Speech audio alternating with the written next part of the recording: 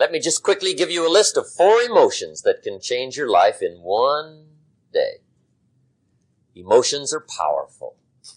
Sometimes it doesn't take much to alter your whole life direction. Okay, here they are. Number 1, disgust. Powerful emotion. Disgust says, I have had it. See, that could be the day. The day you can say, I've had it. And whether you've had it with something small or something major, the day you can say, I've had it, may not be the day it ends, but the day it begins. That's what I said when that little Girl Scout left my door when I'm 25. I give her the big lie, she leaves, I say, I don't want to live like this anymore. I've had it with lying and being broke. Powerful day. The man's finally had it with mediocrity. He's had it with being a loser. He's finally had it with those awful sick feelings inside, knowing his wife is at the grocery store, looking at 2 cans of beans, one marked 37 cents, one marked 39 cents. And the guy sick inside knows his wife's going to buy the 37-cent can, and she doesn't even like the brand. Do you know why she's going to buy the 37-cent can? To save 2 cents. The guy sick inside finally says, I've had it. Being on my knees in the dust looking for pennies? We're not living like this anymore.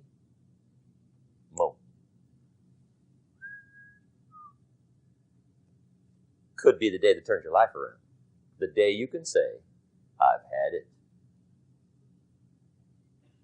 He walks into his closet and rips everything in it to shreds and says, I've worn this embarrassing stuff for the last time. And not only will I never wear it again, no one else will ever wear it again. Commit an act that says, I've had it. Powerful. Here's the next one. Decision. And decision-making is powerful. And it's emotional. That's those knots in the pit of your stomach, right? Waking up in the middle of the night in a cold sweat, trying to decide. We sometimes call it inner civil war. What shall I do? Well, for progress, you must decide. The best advice I can give you came from a wealthy friend of mine who said, if it's easy, do it easy. If it's hard, do it hard. Just get it done. If you went home tonight and in the next few days cleaned up a whole list of decisions, that might furnish enough inspiration for the next 10 years. I found this out many times after you've decided. Getting on with it is easier than deciding. Sometimes decision is the toughest part. Here's the next emotion, desire, wanting to bad enough. And I don't know how to tell you to want to. That's something you've got to come up with. There's 2 things I know about desire. Number 1, it comes from inside, not outside. You don't send off for it. Number 2, I know desire can be triggered by something. Who knows what it might be? Sometimes desire waits and sleeps for something to happen. Maybe it's a book. Maybe it's a song. Maybe it's a sermon. Maybe it's a lecture, a seminar. Maybe it's the conversation of a friend, a happening, an event. Who knows? The best advice I can give you is what I give my staff. It goes like this. Welcome every human experience. You never know which one is going to turn it all on. Even the bad experiences. Sometimes from the bitterest experience comes the greatest awakening. So let down the barriers, take down the walls. The same wall that keeps out disappointment keeps out happiness. Let life touch you. Don't let it kill you, but let it touch you. Here's the last one. This one's powerful. Resolve. Resolve says I will. two of the most powerful words in the language. I will. Benjamin Disraeli once said, nothing can resist a human will that will stake even its existence on the extent of its purpose.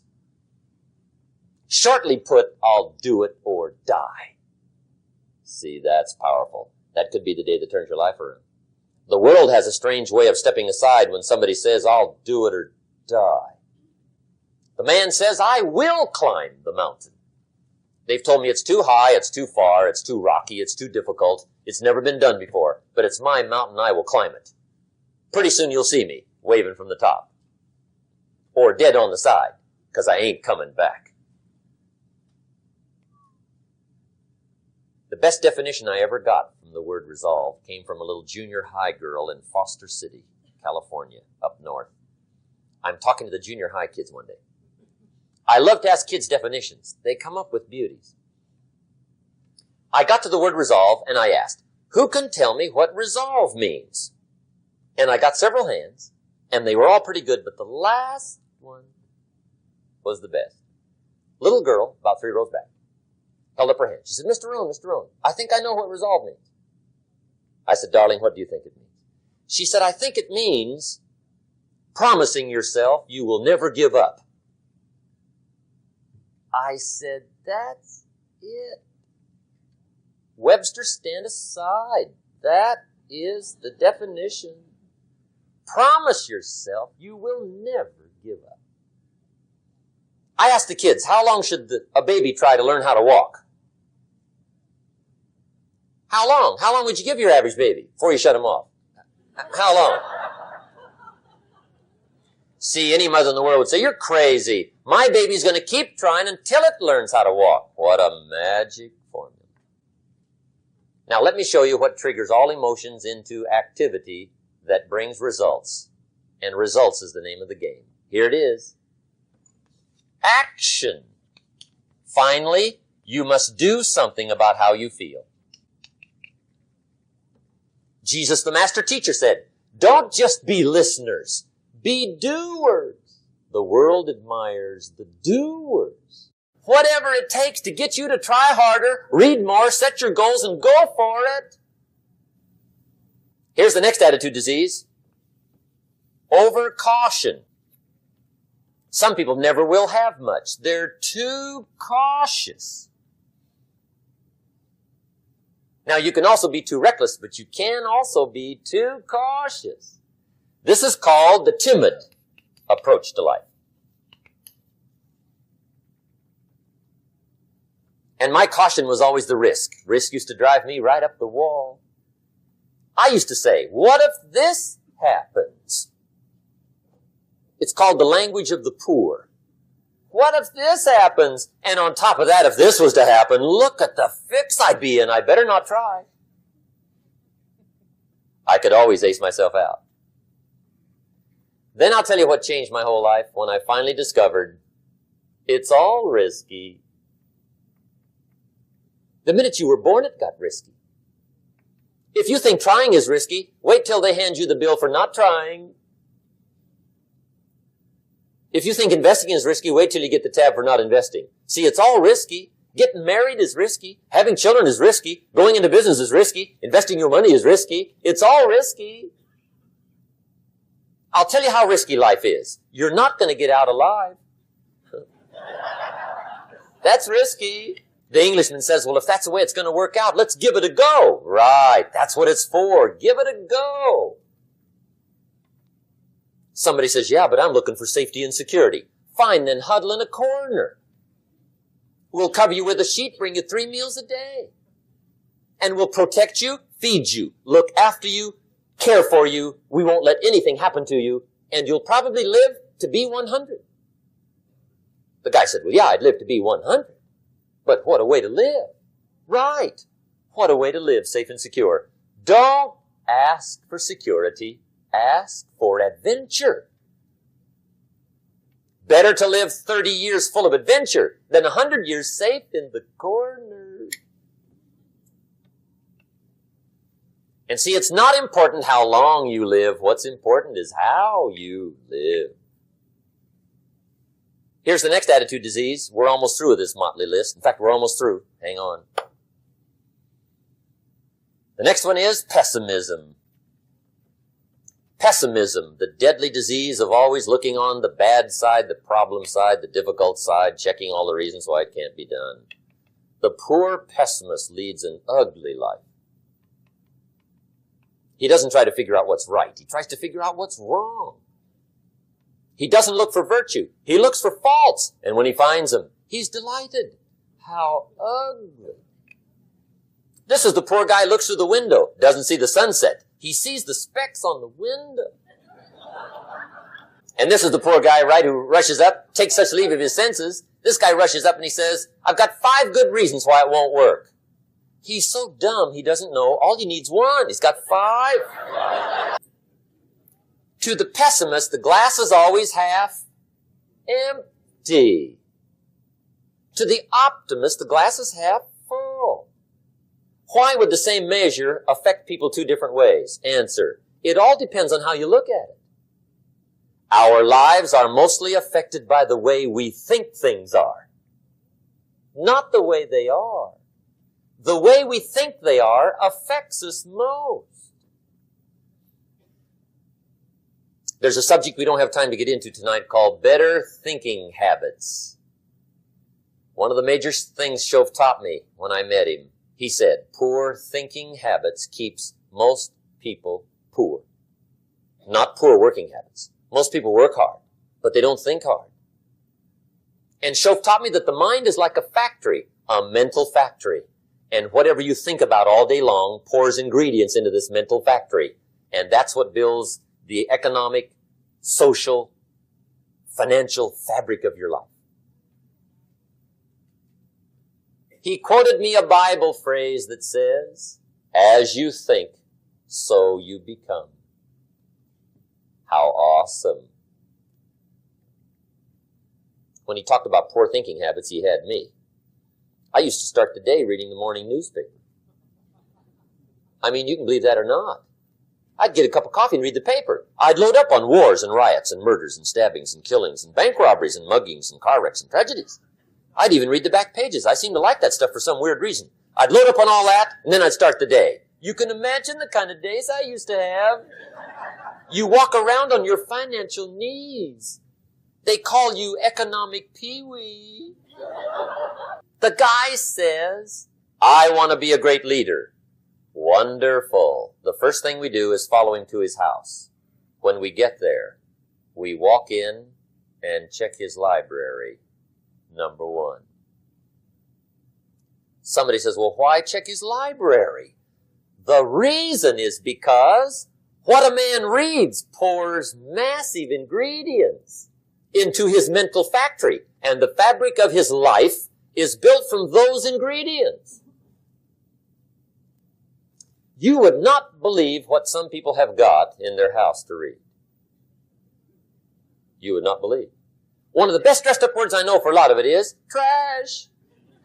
Can you imagine dumping a barrel of trash into this mental factory every day and coming out with a rich, dynamic, positive life? It can't be done. You might as well try making a cake with cement. The kids back in Danbury, Connecticut, high school, they're asking me questions one day. I'm talking to the kids. Kids got good questions these days. One of them said to me, Mr. Rohn, how do you build the good life? I said, it's simple. It's not easy, but it's simple. Here's how you build anything. Select the right ingredients, keep out the wrong ingredients, and it starts with thought. Everything starts with thought. So you must be wise and careful what you think about, because that starts everything. You got to be wise and careful. I asked the kids, what would happen if somebody dropped sugar in my coffee? They said, well, you'd be okay. I said, what if somebody dropped strychnine in my coffee? They said, well, you'd be dead. I said, correct. Lesson 1. Life is both sugar and strychnine. You gotta be careful. I said, what if my worst enemy drops in the sugar? They said, will you be okay? I said, what if my best friend, even by accident, drops in the strychnine? They said, well, you'd be dead. I said, correct. Lesson 2, watch your coffee. You got to be careful. See, it doesn't matter who hands you the bad stuff. It doesn't matter where you get the bad stuff. It'll still do its damage on your bank account, wherever you get it. Mr. Schoaf gave me one of the greatest phrases when I first met him when he said, Jim, every day stand guard at the door of your mind.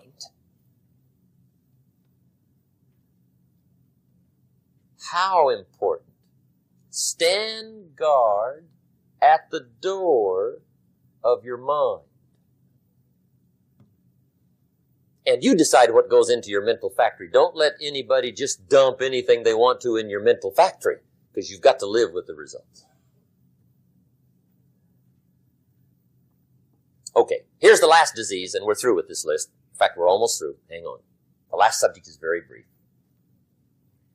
The last disease, but this one is deadly. Engage in this one, indulge in it even slightly, and you might as well forget the future, because it's going to forget you. Complaining,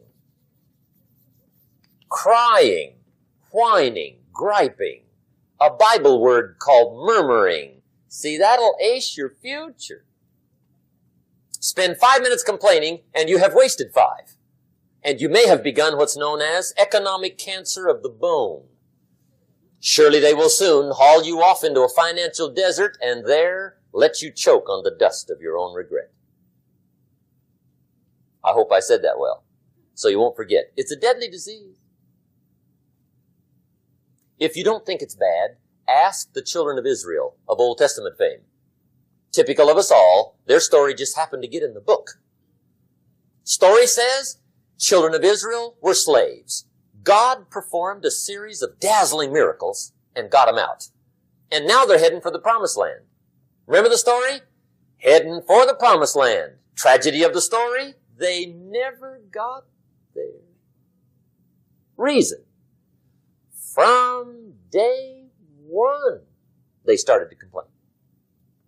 They griped about the water. They griped about the weather.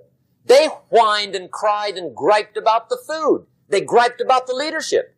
They whined and cried because it was too far, too cold, too hot, too difficult, too miserable. I mean, they whined and cried for years. Finally, God said, I've had it, trip canceled. Or something like that. The story says they died in the desert, never got to the promised land. Which I think means 2 things. Indulge in this long enough, you get your future canceled. And I guess it also means even God himself can only take so much. Okay. Just be on the lookout of the things that can destroy all the good you start. The war is on. And this evening, tomorrow, mentally, personally, socially, economically, you got to make sure you're winning the war.